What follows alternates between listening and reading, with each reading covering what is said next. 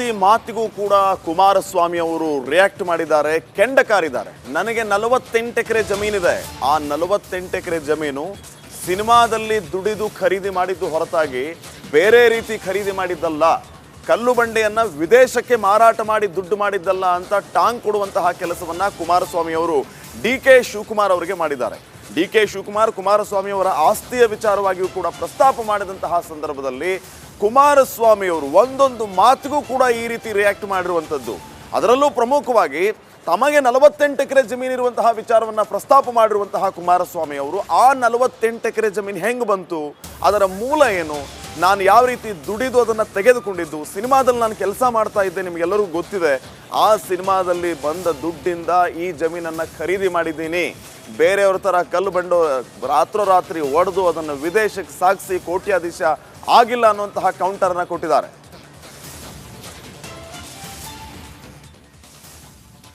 ಒಡಬಾರದು, ದುಡ್ಡು ಹೊಡಿಬಾರ್ದು ಅಂತ ಎಷ್ಟೋ ಹೊಡೆದು ಬಿಟ್ಟಿದ್ದಂತೆ ತಿಂದು ಅನುಭವಿಸಿದೆ ಅಂತ ಹೇಳುದು. ಆದ್ರೂ ನಾನು ದಮ್ ತಡ್ಕೊಂಡು ನಾನು ಸುಮ್ಮನೆ ಇದೆ.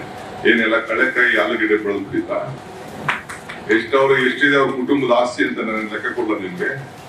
ಬೆಂಗಳೂರು ಸುತ್ತ ಕೂದಲೇ 1,000 ಎಕರೆ ಇದೆ, 1,000 ಎಕರೆ. ನನಗೆ ಅದನ್ನ ಚರ್ಚೆ ಮಾಡಕ್ ಹೋಗುದಿಲ್ಲ, ನನಗೆ ಅವಶ್ಯಕತೆ. ಎಷ್ಟು ಬೇಕಾದ್ರೂ ಮಾಡ್ಕೊಳ್ಳಿ, ಬದಿಕೊಳ್ಳಿ, ನನಗೇನಂತ ತಪ್ಪು ಅಂತಲ್ಲ.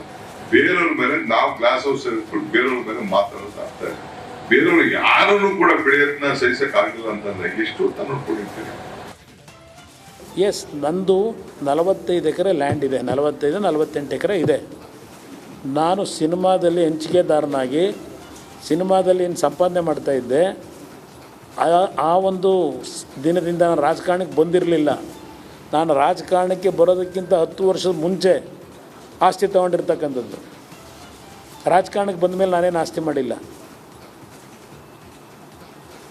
ಎಸ್, ನನ್ನ ತೋಟದಲ್ಲಿ ಏನು ಬೆಳೀತೀನಿ ಅನ್ನೋದು ಬಂದು ನೋಡಪ್ಪ. ನಾನೇನು ರೆಸಾರ್ಟ್ ಮಾಡಿಲ್ಲ.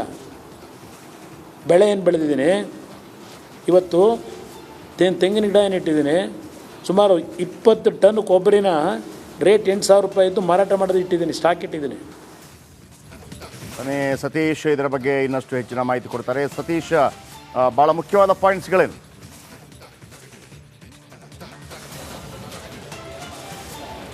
ಜಯಪ್ರಕಾಶ್, ಇವತ್ತು ಕುಮಾರಸ್ವಾಮಿ ಅವರು ಏನು ಕಾಂಗ್ರೆಸ್ ಈ ವಿಚಾರವನ್ನು ಬಳಸಿಕೊಂಡು ಪ್ರಮುಖ ಅಸ್ತ್ರವಾಗಿ ಮಾಡ್ಕೊಬೇಕು ಅಂತ ತೀರ್ಮಾನ ಮಾಡಿದೆ. ತುಮಕೂರಿನಲ್ಲಿ ಕುಮಾರಸ್ವಾಮಿ ಅವರು ನೀಡಿದ ಹೇಳಿಕೆ ಸಾಕಷ್ಟು ಚರ್ಚೆಗೆ ಕಾರಣವಾಗಿದೆ.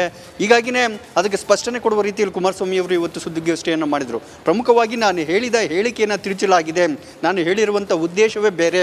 ಆ ಕುಟುಂಬದ ಹಳ್ಳಿ ಹೆಣ್ಣು ಮಕ್ಕಳ ತಾಯಿಂದರ ಕುಟುಂಬದ ಕಾಳಜಿಯಿಂದಾಗಿ ನಾನು ಆ ರೀತಿ ಹೇಳಿದ್ದೆ. ಆದರೆ ಅದನ್ನು ಕಾಂಗ್ರೆಸ್ ನಾಯಕರು, KPCC ಅಧ್ಯಕ್ಷರು ತಿರುಚುವ ಪ್ರಯತ್ನವನ್ನು ಮಾಡ್ತಾ ಇದ್ದಾರೆ, ಬೇರೆ ಬೇರೆ ಅರ್ಥವನ್ನು ಕೊಡ್ತಾ ಇದ್ದಾರೆ ಅನ್ನೋ ಒಂದು ಸ್ಪಷ್ಟನೆಯನ್ನು ಕೊಟ್ಟಿದ್ರು. ಅದ್ರ ಜೊತೆಗೇ ಈ ಹಿಂದೆ ಕಾಂಗ್ರೆಸ್ ನಾಯಕರು ಮಹಿಳೆಯರ ಬಗ್ಗೆ ಯಾವ ರೀತಿಯೆಲ್ಲ ಹೇಳಿಕೆಯನ್ನು ಕೊಟ್ಟಿದ್ರು, ಟ್ವೀಟ್ ಮಾಡಿದ್ರು, ಆ ಎಲ್ಲ ವಿಚಾರಗಳನ್ನು ಪ್ರಸ್ತಾಪ ಮಾಡಿ ತಿರುಗೇಟನ್ನು ನೀಡುವಂಥ ಒಂದು ಕೆಲಸವನ್ನು ಕುಮಾರಸ್ವಾಮಿ ಅವರು ಮಾಡಿದ್ರು. ಅಂದರೆ ಸುರ್ಜೇವಾಲಾ ಅವರು ಹೇಮಮಾಲಿನಿ ಅವ್ರ ಬಗ್ಗೆ ಮಾತಾಡಿರುವಂಥದ್ದು, ಅಂದರೆ ಕಂಗನಾ ರಣಾವತ್ ಬಗ್ಗೆ ಟ್ವೀಟ್ ಮಾಡಿರುವಂಥದ್ದು, ಅದೇ ರೀತಿ ಶಮ್ನು ಶಿವಶಂಕರಪ್ಪನವರು ಮಹಿಳೆಯರು ಅಡುಗೆ ಮನೆಗೆ ಮಾತ್ರ ಸೀಮಿತ ಅನ್ನುವಂಥ ಎಲ್ಲ ಹೇಳಿಕೆಗಳನ್ನು ಇಟ್ಕೊಂಡು ಆ ಕಾಂಗ್ರೆಸ್ ಅಧ್ಯಕ್ಷರ ಏನು ಪ್ಲಾನ್ಗೆ ತಿರುಗೇಟನ್ನು ನೀಡುವ ಕೆಲಸವನ್ನು ಕುಮಾರಸ್ವಾಮಿ ಅವರು ಮಾಡಿದ್ರು.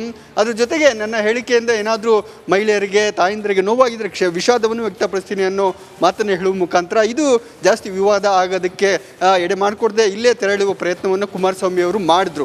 ಒಟ್ಟಾರೆ ಇವತ್ತಿನ ಈ ಸುದ್ದಿಗೋಷ್ಠಿ ಕುಮಾರಸ್ವಾಮಿ ಅವರು ಏನು ಇದನ್ನು DK ಶಿವಕುಮಾರ್ ಅವರು ಇದನ್ನು ಅಸ್ತ್ರ ಮಾಡ್ಕೊಬೇಕು ಅಂತ ಇದ್ದರೆ ಅದಕ್ಕೆ ತಿರುಗೇಟನ್ನು ಕೊಡುವ ಜೊತೆಗೆ ಅವರೆಲ್ಲ ಹಿಂದಿನ ಹೇಳಿಕೆಗೆ ಅದಕ್ಕೆ ಕೌಂಟರ್ ಕೊಡುವ ರೀತಿಯಲ್ಲೂ ಕೂಡ ಕುಮಾರಸ್ವಾಮಿ ಅವರು ಇವತ್ತು ಸುದ್ದಿಗೋಷ್ಠಿಯಲ್ಲಿ ಹಲವಾರು ವಿಚಾರಗಳನ್ನು ಪ್ರಸ್ತಾಪ ಮಾಡಿದರು. Jayaprakash, thank you. ನಿಮ್ಮೆಲ್ಲ ಮಾಹಿತಿಗಾಗಿ ಧನ್ಯವಾದ. ಮತ್ತೊಂದು ಕಡೆ ಕಲಬುರಗಿ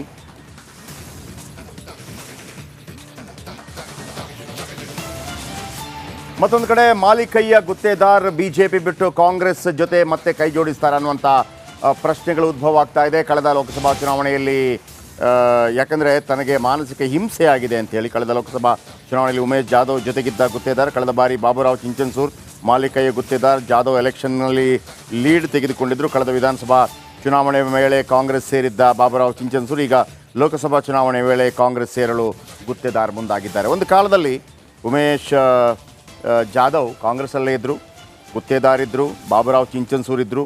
ಬೇರೆ ಬೇರೆ ಕಾರಣಕ್ಕಾಗಿ ಅವರು ಪಕ್ಷವನ್ನು ತೊರೆದು ಹೋಗಬೇಕಾಯಿತು. ಇದೀಗ ಮತ್ತೆ ಮಾಲಿಕಯ್ಯ ಗುತ್ತೇದಾರ್ ಪಕ್ಷ ಸೇರ್ಪಡೆ ಆಗುವಂಥ ಎಲ್ಲ ಸಾಧ್ಯತೆಗಳು ಕಂಡು ಬರ್ತಾ ಇದೆ. ಮಾನಸಿಕವಾಗಿ ನೊಂದಿದ್ದೇನೆ ಅನ್ನುವಂಥ ಮಾತನ್ನು ಕೂಡ ಹೇಳಿದರು. ನನಗೆ ಏನೆಲ್ಲ ತೊಂದರೆಗಳಾಗಿದೆ ನಿಮ್ಗೆ ಗೊತ್ತಿರಲಿ ಅನ್ನುವಂಥ ಮಾತನ್ನು ಕೂಡ ಹೇಳಿದರು. ಸೊ ಹಾಗಾಗಿ ಕಲಬುರಗಿಯಲ್ಲಿ ರಾಧಾಕೃಷ್ಣ ದೊಡ್ಡಮನಿ ಏನಿದ್ದಾರೆ, ರಾಧಾಕೃಷ್ಣ ದೊಡ್ಡಮನಿ AICC ಅಧ್ಯಕ್ಷ ಮಲ್ಲಿಕಾರ್ಜುನ ಖರ್ಗೆ ಅವರ ಅಳಿಯ, ಅವರಿಗೆ ಮತ್ತೆ ಲಾಭವಾಗುತ್ತಾ ಕಾದು ನೋಡಬೇಕಾಗಿದೆ. ಯಾಕಂದರೆ ಬಾಬುರಾವ್ ಚಿಂಚನ್ಸೂರು ಕೂಡ ಹಿರಿಯ ನಾಯಕರು, ಕೋಲಿ ಸಮಾಜದ ಪ್ರಮುಖ ನಾಯಕರು. ಈಗಾಗಲೇ ಅವರು ಕಾಂಗ್ರೆಸ್ ಸೇರಿದ್ದಾರೆ. ಕಳೆದ ವಿಧಾನಸಭಾ ಚುನಾವಣೆಯಲ್ಲಿ BJPಗೆ ಸೇರಿದ್ರು.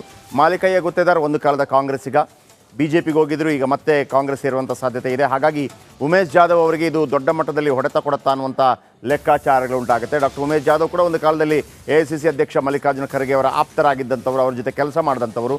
ಕಳೆದ ಲೋಕಸಭಾ ಚುನಾವಣೆಯಲ್ಲಿ ಮಲ್ಲಿಕಾರ್ಜುನ ಖರ್ಗೆ ಅವರನ್ನು ಸೋಲಿಸಬೇಕು ಅಂತೇಳಿ BJP ಒಂದು ರಣತಂತ್ರವನ್ನು ರಚಿಸಿ ಡಾಕ್ಟರ್ ಉಮೇಶ್ ಜಾಧವ್ ಅವರನ್ನು ಕಣಕ್ಕಿಳಿಸಿ ಮಲ್ಲಿಕಾರ್ಜುನ ಖರ್ಗೆ ಅವರನ್ನೇ ಸೋಲಿಸಿದ್ರು.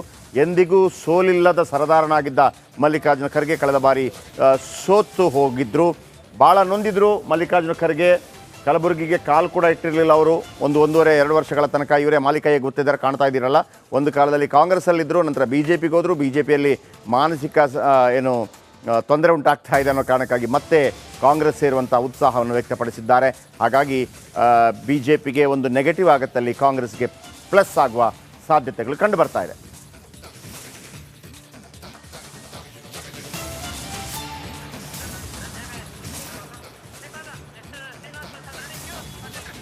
ಯಾಕೋ ರಾಜ್ಯದಲ್ಲಿ